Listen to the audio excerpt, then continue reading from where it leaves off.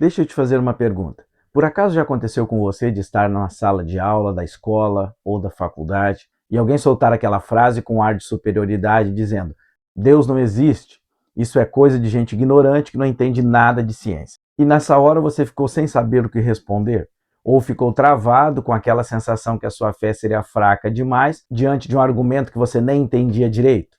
Ou pior, talvez você tenha começado a se questionar. Talvez você já tenha ouvido tanto isso que aquela sementinha da dúvida foi crescendo por dentro do seu coração. E agora você está aqui nesse vídeo, talvez, procurando por respostas. Então pare de rolar o seu feed e assista comigo agora esse vídeo, porque hoje nós vamos falar sobre esse assunto. Hoje nós vamos desconstruir a maior pretensão intelectual do nosso tempo. Nós vamos mostrar que o ateísmo, esse sistema que se vende como pura razão e ciência, está cheio de furos, cheio de contradição, cheio de uma fé cega em um universo que surgiu do nada, por nada e para nada. Então fica comigo até o fim do vídeo, porque esse conteúdo vai mudar a forma como você defende a sua fé. Juventude abençoada, a paz do Senhor Jesus, eu sou o pastor Eliezer Nunes, seja bem-vindo ao meu canal. Se você chegou agora, esse é o lugar onde a gente comenta toda semana as lições da Escola Bíblica Dominical, de jovens e de adultos, sempre com profundidade teológica, linguagem acessível e muito amor e zelo pela palavra de Deus. Se você é professor da Escola Bíblica Dominical, ou aluno, ou simplesmente alguém que gosta de aprender mais da palavra de Deus, esse canal foi feito para você. Então, antes de continuar, faz um favor para mim. Se inscreva aqui no canal se ainda não é inscrito, ative o sininho para receber as notificações dos nossos próximos vídeos. Todo comentário e curtida ajudam muito o nosso conteúdo a chegar a mais pessoas, e num tema como esse, quanto mais gente nós alcançarmos, melhor, não é verdade? Então curte esse vídeo agora, vai levar só um segundinho, e isso já significa muito pra gente. Tem também uma novidade especial para você, que agora esse conteúdo também vai estar disponível pelo Spotify. Basta apenas você pesquisar por EBD com o pastor Eliezer Nunes, disponível também no Amazon Music. Você pode ouvir agora os nossos comentários no formato de podcast, no carro, na academia, no ônibus, indo para a escola ou para o trabalho, em qualquer momento do seu dia a dia. Então vem comigo para a nossa lição de hoje, que é a lição número 9 da revista do segundo trimestre de 2026 da Escola Bíblica Dominical dos Jovens, que tem como título A Falácia do Ateísmo. O texto bíblico principal para a nossa lição de hoje é o Salmos, número 14, verso 1, que diz: Disseram os nécios no seu coração, não há Deus, têm-se corrompido e fazem-se abomináveis em suas obras, e não há ninguém que faça o bem. Resumo da nossa lição de hoje. A criação testemunha claramente sobre a existência de Deus, tornando indesculpável a incredulidade. Bom, para a gente aprofundar mais o início do nosso assunto, eu quero ler com você um texto bíblico que é fantástico sobre o assunto que nós vamos falar hoje. Está lá em Romanos, capítulo 1, versículos 18 a 21. Diz assim a palavra de Deus: Porque do céu se manifesta a ira de Deus sobre toda a impiedade e injustiça dos homens que detêm a verdade em injustiça. Porquanto que de Deus se pode conhecer, neles se manifesta, porque Deus lhe manifestou. Porque as suas coisas invisíveis, desde a criação do mundo, tanto o seu eterno poder como a sua divindade, se entendem e claramente se veem pelas coisas que estão criadas, para que eles fiquem inexcusáveis. Portanto, tendo conhecido a Deus, não o glorificaram como Deus, nem lhe deram graças. Antes, em seus discursos, se desvaneceram, e o seu coração insensato se obscureceu. Na lição de hoje, nós temos 3 objetivos que são: primeiro, indicar as motivações que levam ao ateísmo. Segundo, mostrar as respostas bíblicas para o ateísmo. E terceiro, identificar as consequências espirituais e morais dessa posição filosófica que nega a existência de Deus. O ateísmo é uma palavra que vem do grego e vai significar praticamente sem Deus. É uma posição filosófica que nega a existência de Deus. No contexto contemporâneo, essa ideia ganhou uma visibilidade enorme. Escritores como Richard Dawkins, Christopher Hitchens e Sam Harris se tornaram celebridades defendendo o que eles chamam de um novo ateísmo. É um ateísmo agressivo, missionário, que não apenas diz que não acredita em Deus, mas ataca ativamente a nossa fé cristã como sendo perigosa, irracional e até mesmo prejudicial à humanidade. E o que é ainda mais sério, esse discurso chegou às nossas escolas, às redes sociais, às universidades e em todos os canais de mídia. Jovens cristãos estão sendo diariamente bombardeados por essa narrativa. Por isso que a lição de hoje não é apenas teológica, ela é estratégica para a vida de cada jovem cristão. Então vem comigo para o primeiro tópico da lição, que fala assim: as motivações do ateísmo. A lição vai apresentar 3 motivações principais para o ateísmo. Vamos comentar cada uma delas com profundidade. Primeira motivação do ateísmo: a prevalência da ciência. O argumento funciona assim: a ciência explicou tudo, desde a origem do universo, da vida, da mente humana, e, portanto, nós não precisamos mais da hipótese de Deus. Entendem eles que a ciência substituiu a religião e que Deus era a resposta provisória dos ignorantes do passado. Hoje temos a ciência, a física quântica, a cosmologia e a biologia evolutiva. A religião seria um estágio superado da humanidade. Bom, esse argumento soa convincente, até mesmo bonito de se ouvir. E se você é jovem, está numa escola ou universidade, e você talvez já tenha ouvido isso de um professor ou de um colega seu, ou talvez até daquele youtuber ou celebridade que você segue nas redes sociais. A questão é, esse argumento realmente tem base? A resposta que eu te dou é não. E aqui está o motivo. Esse argumento não é científico, ele é filosófico. E isso tem um nome técnico, é cientificismo.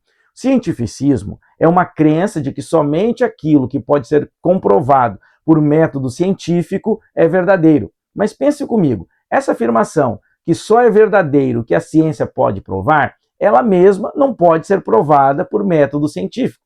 É uma afirmação filosófica que destrói a si mesma. A ciência é extraordinária no que faz. Ela estuda o mundo natural por meio da observação e da experimentação. E ela nos deu medicamentos, tecnologia e a compreensão do universo físico.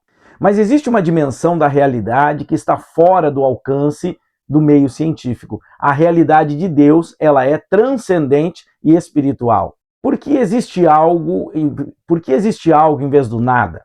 O que fundamenta a nossa moralidade? Qual é o sentido da existência humana? O que é a consciência do homem?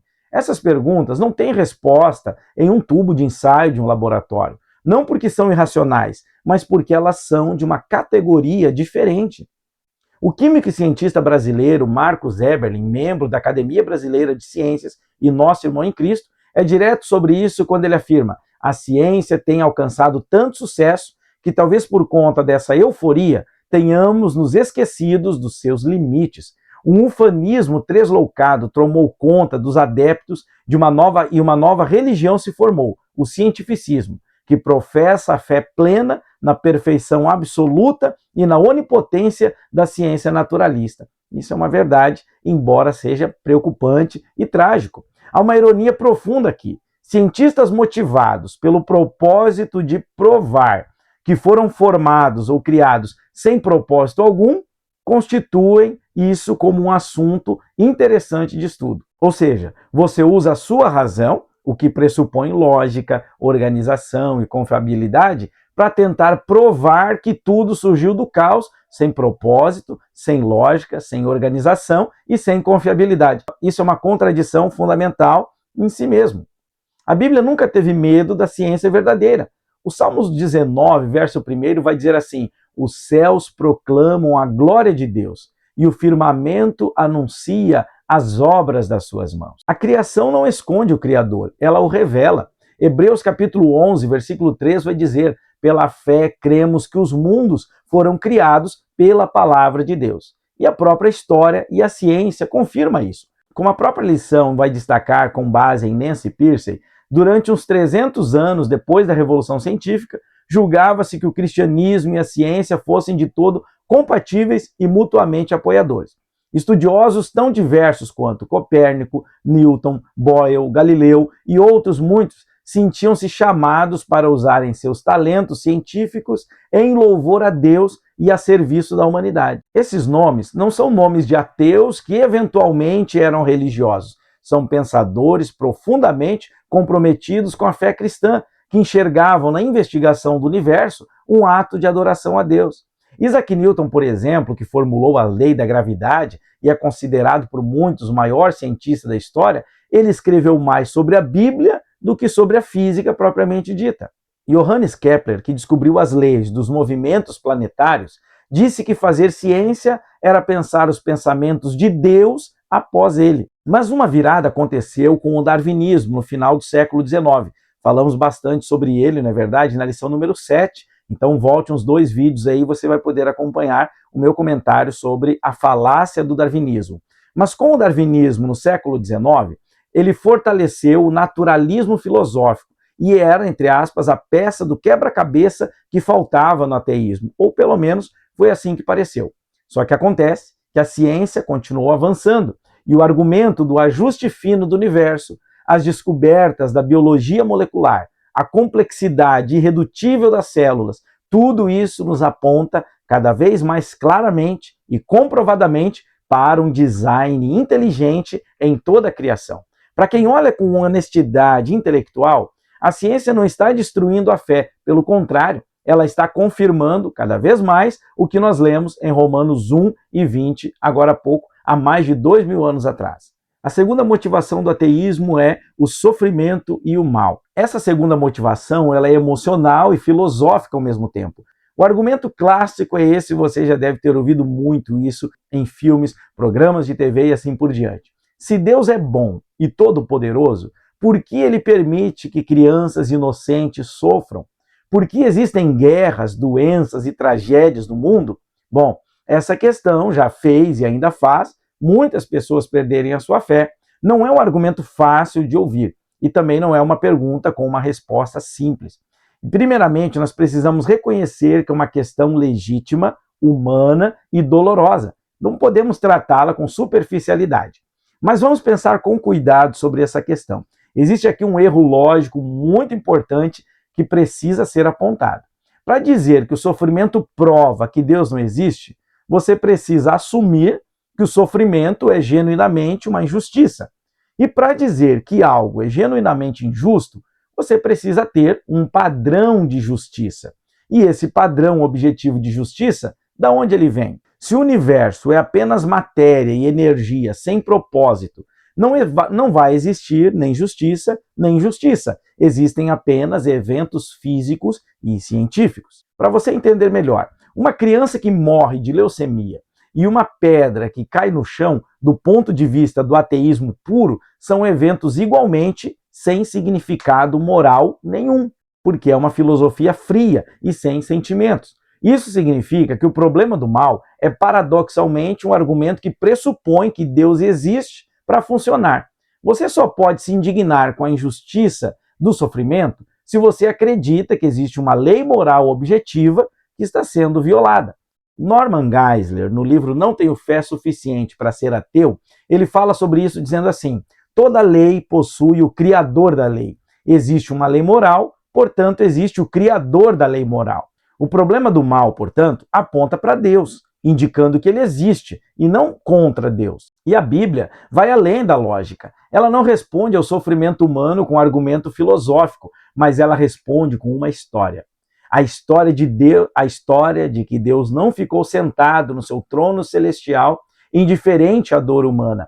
O Filho de Deus veio a esse mundo, se tornou carne humana, sentiu fome, cansaço, chorou diante dos sofrimentos e no Getsêmani chegou a suar gotas de sangue diante do horror daquilo que ele estava para sofrer. E então se sujeitou a esse sofrimento. Foi traído por um amigo, abandonado pelos seus discípulos, torturado, humilhado e morto em uma cruz. O Deus do universo não olhou para o sofrimento de longe, ele desceu até o fundo do sofrimento humano. Ele veio até nós. A cruz é a resposta definitiva de Deus para o sofrimento.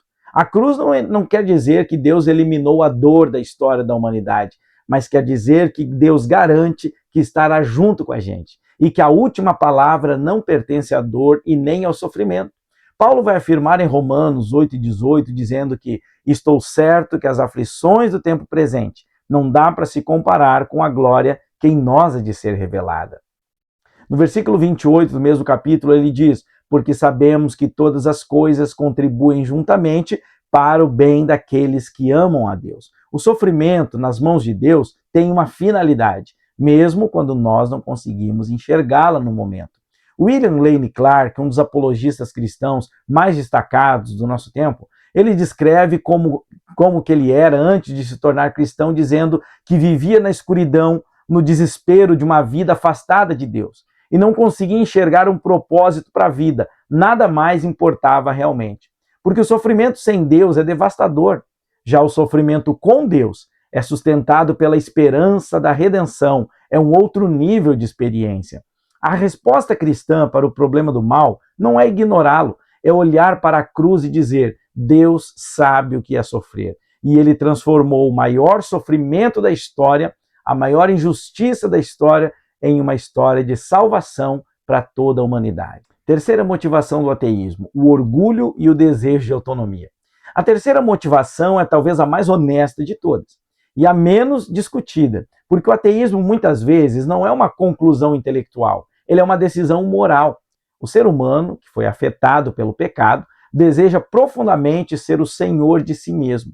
Ele quer definir o que é certo e errado, ele quer viver sem ter que prestar contas para ninguém. Paulo escreve em Romanos 1:22 que os homens, dizendo-se sábios, tornaram-se loucos, pois trocaram a glória do Deus incorruptível. O filósofo ateu Aldous Huxley, autor do livro Admirável Mundo Novo e um dos intelectuais mais influentes do século XX, ao menos foi honesto quando fala sobre isso, porque ele disse na sua obra Fins e Meios, de 1937, eu tinha motivos para não querer que o mundo tivesse um significado e, consequentemente, assumi que ele não tinha nenhum. Para mim, como certamente para muitos dos meus contemporâneos, a filosofia da ausência de significado era essencialmente um instrumento de libertação. Mas eu pergunto para você, libertação do quê? Libertação da moralidade sexual, das obrigações éticas, da prestação de contas diante de Deus? A rejeição de Deus, em muitos casos, não começa com o cérebro, ela começa com a vontade do ser humano. Começa com o desejo de viver sem Deus. O Salmos 14, verso 1, ele diz: disse o nécio no seu coração. No hebraico, essa palavra não descreve alguém sem inteligência, mas nécio descreve alguém que age de forma moralmente depravada, que rejeita deliberadamente a responsabilidade e a ordem moral. Alguém que sabe, mas nega. É uma rebelião do coração, não apenas uma conclusão da mente. E o Salmos número 10, verso 4, reforça: o ímpio, pela soberba da sua fisionomia, não busca Deus. Não há Deus em nenhum dos seus pensamentos. O orgulho, a soberba, vem antes da conclusão intelectual. Primeiro vem o eu não quero que Deus exista. Eu não quero que Deus mande na minha vida. E depois vem um argumento que justifica essa posição, dessa crença da pessoa. Isso é importante porque muda como a gente aborda as pessoas que não creem. Não precisamos apenas de argumentos melhores, precisamos apresentar misericórdia. O ateu ou um jovem que debate com agressividade muitas vezes não está apenas com dúvidas intelectuais, ele está em fuga. E o nosso trabalho não é vencer o debate, é convidar um coração em fuga a encontrar o caminho que é Jesus. A lição da nossa revista é clara quando ela diz que esse orgulho espiritual leva a pessoa a se tornar o centro da sua própria moral, verdade e propósito. E o Evangelho, por sua vez, oferece o que o coração realmente precisa. Não é a destruição da autonomia humana, mas é o seu redirecionamento. Em Cristo, não somos seres autômatos ou servos sem vontade. Nós somos filhos que encontraram a sua verdadeira identidade. Antes de prosseguir, existe ainda uma outra motivação que muitas vezes não nasce da filosofia nem da dor. Ela nasce da frustração com a religião. E eu quero, numa aplicação pastoral, falar isso com você agora. Muitas pessoas não começaram rejeitando a Deus. Primeiro, elas se decepcionaram com pessoas religiosas.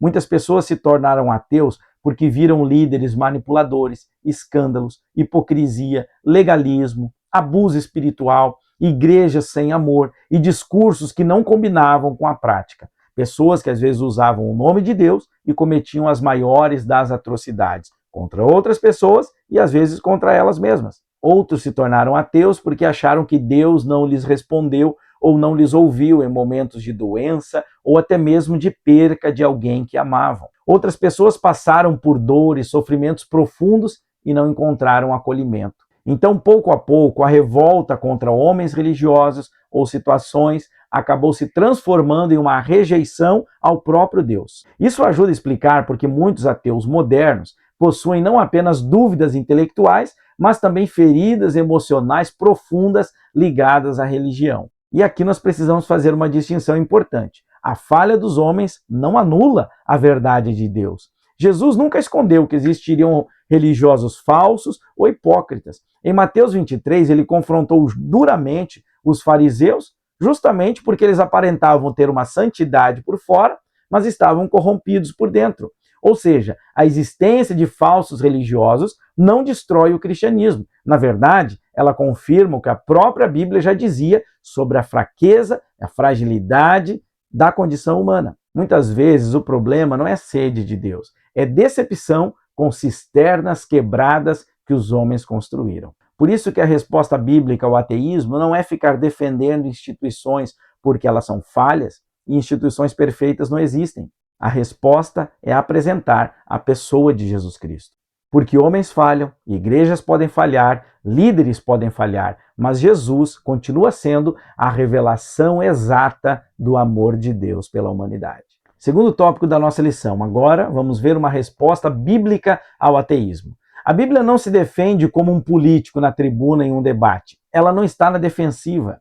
Ela apresenta a realidade de Deus como algo evidente, testemunhado pela criação e gravado na consciência humana e plenamente revelado na pessoa de Cristo. Então vejamos as três fases dessa resposta. Primeiro, o conhecimento de Deus na criação. Romanos 1, 19 e 20, como nós lemos, é um dos textos mais poderosos da Bíblia para a apologética cristã. Porque o que de Deus se pode conhecer, neles se manifesta. Porque Deus lhe o manifestou. Porque as suas coisas invisíveis, desde a criação do mundo, tanto o seu eterno poder como a sua divindade, se entendem claramente e se veem pelas coisas que são criadas para que eles fiquem inexcusáveis. Paulo está dizendo algo radical. Nenhum ser humano tem desculpa para não reconhecer Deus, porque a criação é testemunha. O universo fala, a ordem, a beleza, a complexidade, o ajuste fino das constantes leis da física. Tudo isso é uma evidência da ação de uma mente criadora. William Lane Craig apresenta o que ele chama de argumento cosmológico em três premissas simples. Veja bem. Primeiro, tudo que existe tem uma explicação para existir. Se o universo tem uma explicação para existir, essa explicação é Deus. E terceiro, logo, o universo existe. Da combinação lógica dessas três premissas, entendemos de uma maneira clara. Se o universo teve um começo, alguém precisou dar início a ele. Nada cria a si mesmo. E é exatamente aí que entra a existência de Deus. Você sabia que a teoria da relatividade de Einstein demonstra que o universo teve um início absoluto? O próprio Einstein ficou incomodado com isso porque o universo que começou em algum ponto precisa de uma causa. Ou seja, depois que ele observou pessoalmente essas evidências através de estudos em telescópio, ele entendeu que o universo que começou precisa quem tenha começado esse universo. O argumento do ajuste fino é o que complementa isso. Deixa eu te fazer uma simples ilustração.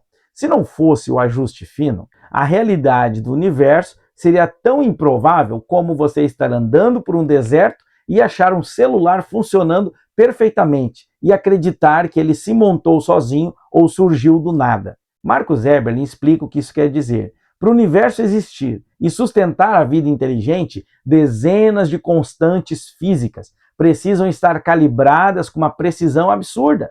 Ele continua dizendo, precisamos de dezenas de constantes ajustadas com uma exatidão absurda para calibrar a atuação de forças governadas por essas leis, porque tudo neste universo, desde o movimento dos elétrons ao redor do núcleo de um átomo até os planetas ao redor do Sol, tudo funciona como um balé perfeitamente coordenado. E isso não é acaso, é a assinatura de um designer inteligente. Como a lição da nossa revista destaca Nancy Pearcey novamente, dizendo, para os crentes a base de fé é a intuição essencialmente racional. Eles estavam convencidos de que há um Deus porque o universo mostra uma ordem tão perfeita que sugere a mão de uma mente ou criador consciente.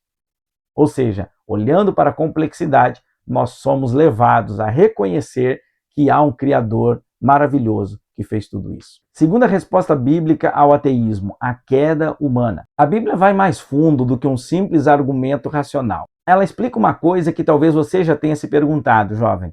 Já que as pessoas têm acesso a todas essas evidências de Deus, o universo ajustado, a lei moral gravada na consciência das pessoas, a ordem e a beleza da criação, mas por que elas ainda negam a Deus? A resposta para essa pergunta é a doutrina da queda. Romanos 1,18 diz que os homens detêm a verdade em injustiça. O verbo grego original significa suprimir, segurar, prender. Não é a linguagem de quem procurou e não encontrou, é a linguagem de quem encontrou e está fazendo força para não admitir. O ateísmo, nessa perspectiva, não é uma conclusão honesta de quem olhou para as evidências e não encontrou Deus. É uma supressão ativa de uma verdade que está disponível. O ser humano, no seu estado de queda, longe de Deus, ele sabe que Deus existe, mas ele faz um esforço para não saber. Isso é algo muito sério e muito libertador ao mesmo tempo, porque significa que quando você está conversando com alguém que nega a existência de Deus, você não está necessariamente conversando com alguém que chegou a uma conclusão honesta. Você pode estar conversando com alguém que está em fuga, que está suprimindo uma verdade que lá dentro do seu coração ele já percebe. O pecado corrompeu não apenas o coração humano, mas também a mente das pessoas. O que os teólogos chamam de noética do pecado é o efeito do pecado sobre o pensamento humano. Isso é uma realidade bíblica clara. O Salmos 14:3 declara: desviaram-se todos e juntamente fizeram-se imundos. Efésios 4:18 descreve os gentios como entenebrecidos no entendimento, alheios à vontade de Deus por causa da ignorância que neles há, pela dureza do seu coração. O afastamento de Deus não é apenas espiritual, ele é cognitivo, ele é moral, ele é existencial. Ele afeta a capacidade das pessoas de ver a realidade com clareza. Isso não significa que devemos desprezar os argumentos racionais, muito pelo contrário, porque a apologética bíblica usa evidências da lógica e da razão de uma forma rigorosa. Mas significa que devemos usar a razão sabendo que o problema não é apenas intelectual. Uma pessoa pode ser convencida por um argumento e ainda assim não se converter a Cristo, porque a resistência não é apenas da mente, mas é da vontade da pessoa que vem da alma. É por isso que quem convence é o Espírito Santo. Ele é o único capaz de convencer o ser humano do pecado, da justiça e do juízo. Por isso que a apologética genuína, a defesa da fé cristã, desde os dias de Paulo, pregando em Atenas, lá em Atos capítulo 17, até hoje, a apologética sempre caminha de mãos dadas com a oração. O argumento abre a porta, mas é o Espírito Santo que entra pela porta e toca o coração das pessoas. Sem o Espírito Santo, o mais brilhante dos argumentos que nós apresentarmos pode simplesmente não passar de um ruído. E a lição da nossa revista destaca exatamente isso. A queda apresenta a incredulidade como uma rejeição voluntária à verdade que está revelada na criação de Deus. Não é ignorância, é rejeição. E a resposta a uma rejeição nunca é apenas trazer mais e mais informação para combater. Não, a resposta deve ser amor, oração, testemunho e dependência do Espírito Santo. Então não adianta você querer sair discutindo com as pessoas. Não é em debates que nós vamos levar o Evangelho adiante. A pregação do Evangelho se dá nesses fatores que eu falei. Terceiro, a revelação em Cristo. Jesus é a revelação final e perfeita de Deus para a humanidade. A resposta mais poderosa ao ateísmo não é um argumento filosófico, é uma pessoa. Jesus Cristo é a revelação definitiva e perfeita de Deus para a humanidade. João 14,6 registra as palavras do próprio Jesus dizendo: eu sou o caminho, a verdade e a vida. Ninguém vem ao Pai se não for por mim. Em João 1,1 e João 1,14, afirma que Jesus era Deus e que o Verbo se fez carne e habitou entre nós. O ateísmo precisa lidar com Jesus. Ele não pode simplesmente ignorá-lo. C.S. Lewis, que foi ateu e depois se converteu ao cristianismo, quando passou a estudar e examinar mais as evidências, ele formulou o famoso dilema. Se Jesus não era Deus, então só existem três possibilidades. Ou ele era um louco, alguém que sinceramente achava que era Deus, mas estava delirando. Ou ele era um mentiroso, alguém que sabia que não era Deus, mas fingiu para enganar. Ou ele seria o próprio diabo. Mas há ainda uma quarta opção, que é a que Lewis defende. É a que Jesus era quem ele realmente disse ser, o Filho de Deus. Paul Bennett, no livro A Verdade do Evangelho, respondendo aos novos ataques dos ateus ao Evangelho, demonstra com rigor histórico que a história de Jesus, a sua morte e a sua ressurreição é atestada não apenas pelos evangelhos, mas até mesmo por fontes hostis, como o historiador romano Tácito, que confirma que Jesus foi executado pelo governador romano Pôncio Pilatos, e até mesmo o historiador judeu Flávio Joséfo. A ressurreição de Cristo é o evento central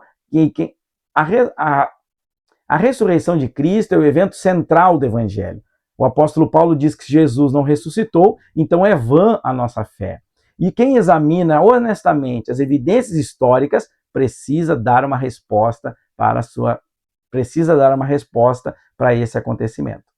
João 1, 9 e 10 diz que Jesus era a luz verdadeira, a luz que ilumina todo homem, que veio ao mundo e que estava no mundo, e o mundo foi feito por ele, mas o mundo não o conheceu. O ateísmo é, em última análise, uma recusa de reconhecer a luz que já veio ao mundo.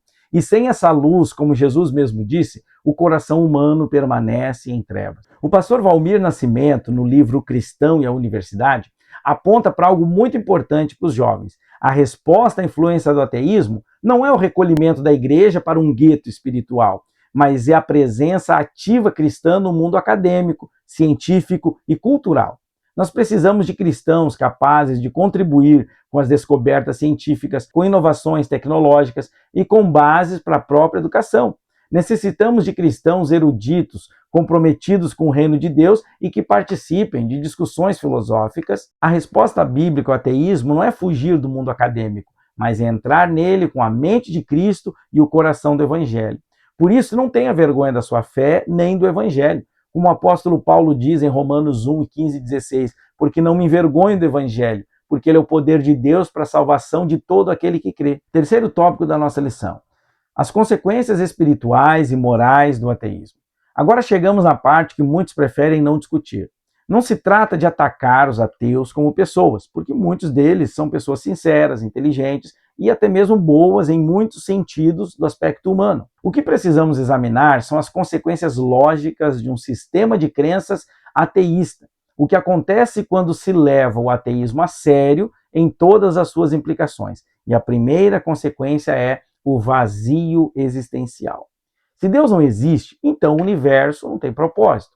Se o universo não tem propósito, a vida humana não tem um propósito. E se a vida não tem um propósito, você também não tem um porquê de existir. Somos apenas uma poeira cósmica. A existência do ser humano, no fim das contas, seria um acidente cósmico. A matéria que se organizou por acaso vai existir por um tempo brevíssimo na escala do cosmos e desaparecerá sem deixar um rastro eterno. Essa conclusão parece muito abstrata, mas ela tem consequências devastadoras quando as pessoas realmente tentam viver acreditando nisso. William Lane Craig descreve isso de uma forma precisa. Se Deus não existir, então a vida é inútil. Se Deus existe, então a vida tem um sentido. Somente essa segunda opção nos torna capazes de viver de forma consistente e viver uma vida feliz. Portanto, faz uma diferença enorme se Deus existe ou não. Olha que interessante, né? Craig ainda vai relatar a história de um filósofo chamado L.D. Rui, que concluiu que sem Deus, a humanidade só tem duas saídas. A opção do hospício, onde cada pessoa busca sua própria realização a despeito de qualquer coerência social, ou a opção totalitária, onde o Estado impõe a coerência pela força. A única alternativa, segundo Rui, seria abraçar uma nobre mentira, uma ficção coletiva que nos dê motivação para viver, mesmo sabendo que não há um sentido real nisso. Agora pensa que absurdo esses camaradas estão acreditando.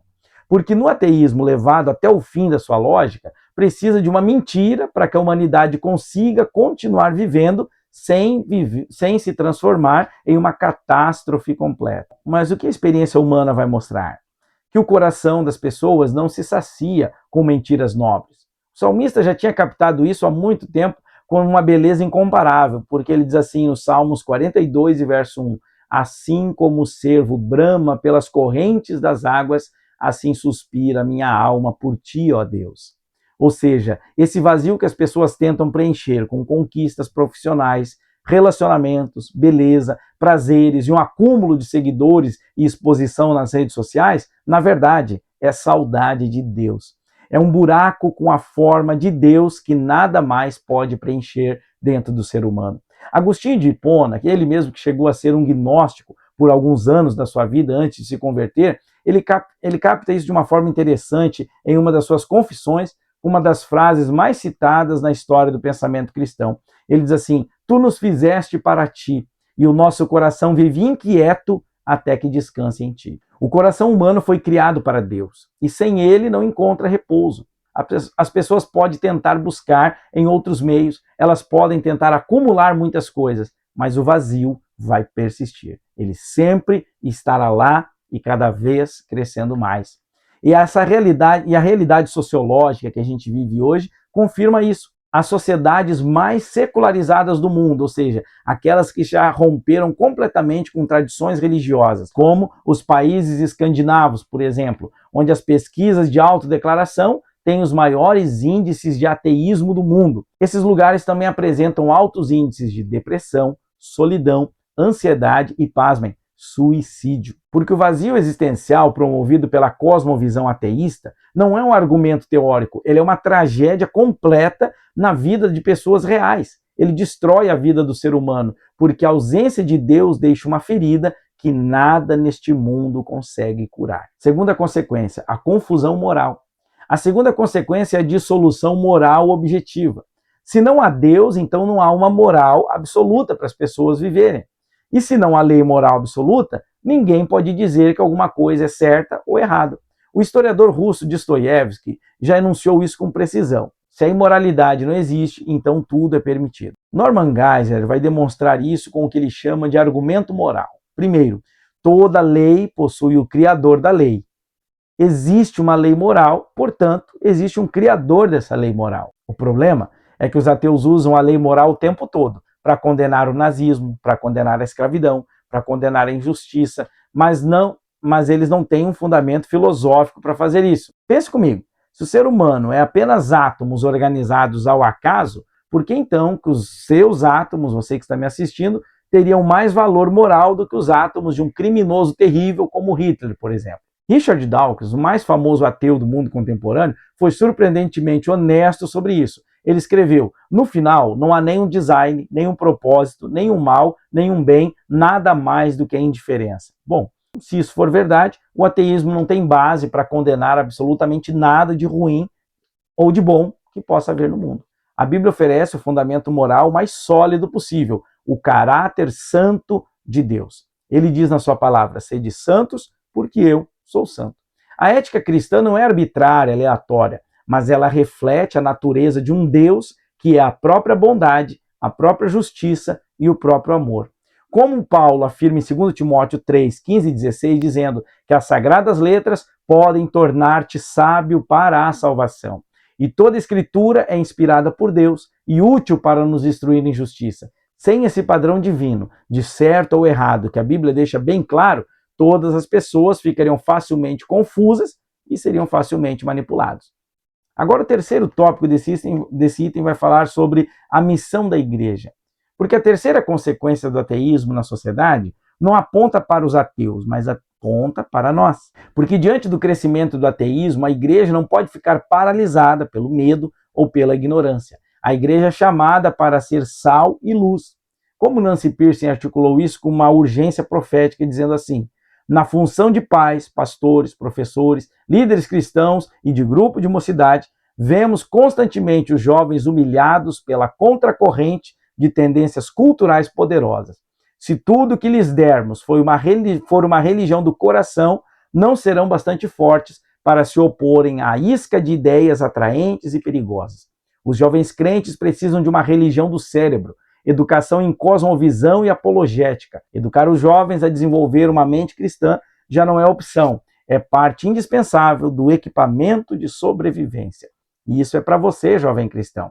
A sua fé não precisa ser ingênua, ela pode e deve ser inteligente, informada, capaz de responder ao ateísmo com gentileza e firmeza. É por isso que nós reforçamos que a igreja precisa produzir conhecimento a partir de uma perspectiva cristã e enviar cristãos para as universidades, para as pesquisas científicas, para o mundo jurídico, médico, filosófico, porque a igreja é a geração eleita, o sacerdócio real. Está lá em 1 Pedro 2:9.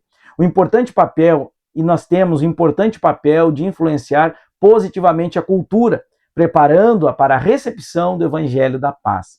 E há uma arma que nenhum outro argumento substitui: a oração. Paulo diz em 2 Coríntios 4:4 que o Deus deste século cegou o entendimento dos incrédulos. Veja que a cegueira não está nos olhos, ela está na mente, no entendimento das pessoas. O ateísmo não é apenas um problema intelectual, ele é uma cegueira espiritual. Somente o Espírito Santo pode abrir os olhos de um coração endurecido. Por isso que a missão da igreja frente ao ateísmo é dupla: argumentar com inteligência e interceder com fervor. Jovem, chegamos ao final dessa lição e eu quero que você saia daqui diferente. O ateísmo se apresenta como a posição dos inteligentes, dos intelectuais, dos racionais, daqueles que pensam por si mesmos. Mas o que nós vemos hoje é bem diferente. O ateísmo é uma posição filosófica que não sustenta o peso das evidências científicas, filosóficas ou morais e nem históricas. Ele produz um vazio existencial, ele dissolve a moral objetiva das pessoas e, no fim, ele vai precisar de uma nobre mentira para poder funcionar. A fé cristã, pelo contrário, é uma fé racional.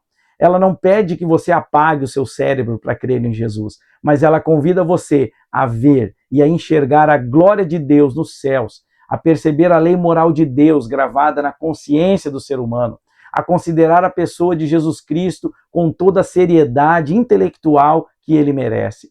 O Salmo 19:1 vai dizer que os céus manifestam a glória de Deus. Romanos 1:20 vai dizer que a criação toda nos torna inexcusáveis diante de Deus. E Jesus diz em João 14:6, eu sou o caminho, a verdade e a vida. Não existe uma posição neutra diante de Deus. Albert Einstein disse que há apenas duas maneiras de viver a vida. Uma é como se nada fosse milagre, a outra é como se tudo fosse um milagre. Ou nós reconhecemos o Criador que se revela em tudo, ou nós suprimimos essa verdade por pura rebelião do nosso coração. O convite do Evangelho é sempre o mesmo: vinde a mim todos que estáis cansados, oprimidos e sobrecarregados, e eu vos aliviarei. Se você está em dúvida, questione o ateísmo com a mesma seriedade que ele quer que você questione a fé. Olhe para a criação, olhe para a cruz, olhe para o túmulo vazio. A verdade não tem medo de enfrentar perguntas. A falácia do ateísmo é que promete liberdade e entrega vazio. O Evangelho te promete a vida e entrega a vida em abundância, como disse Jesus. Vamos à conclusão da nossa lição? Nesta lição, vimos que o ateísmo é uma tentativa falaciosa de explicar a realidade sem Deus. Contudo, a criação, a consciência, sobretudo Cristo, revelam a presença e o amor de Deus. Rejeitar essa verdade leva ao vazio, à confusão e à morte espiritual. A fé cristã não é apenas uma crença, é a resposta à revelação de Deus. Que sejamos fiéis em anunciar a verdade em um mundo que caminha em trevas, apresentando Cristo como a luz da vida.